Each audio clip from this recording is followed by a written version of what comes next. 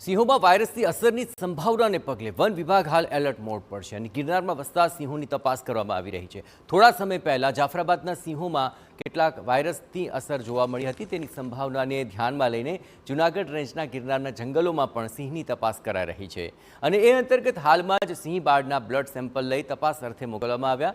આ અંગે વન અધિકારીનું કહેવું છે કે સિંહના સ્વાસ્થ્યની જાળવણી માટે વખતો વખત આ પ્રકારે તપાસ કરવામાં આવે છે અને હાલ સિંહોમાં કોઈ વાયરસ નથી ફેલાયો, પરંતુ ચોમાસાને કારણે જંતુઓ સિંહ બાળના શરીરમાં ચોંટી તેનું લોહી ચૂસતા હોય છે, તેથી સિંહ બાળોની તપાસ કરવામાં આવી હતી।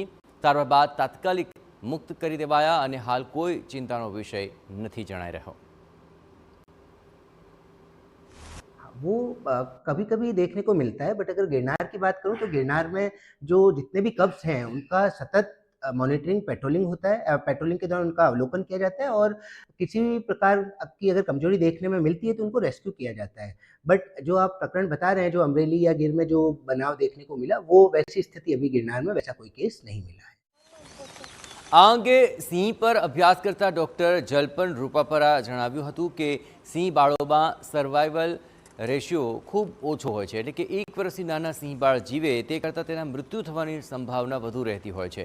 આથી જ હાલ ચોમાસાની સિઝનમાં જંતુઓ કરડવાથી સિંહ બાળોની રોગ પ્રતિકારક શક્તિ ઘટે છે, જેથી સિંહ બાળના મૃત્યુ પણ થઈ જતા હોય છે। પરંતુ આ એક કુદરતી પ્રક્રિયા છે, તેથી આ કોઈ ચિંતાનો વિષય નથી, પરંતુ ચોમાસાની સિઝનમાં સિંહ બાળની દેખરેખ કરવી ખૂબ જ જરૂરી હોય છે।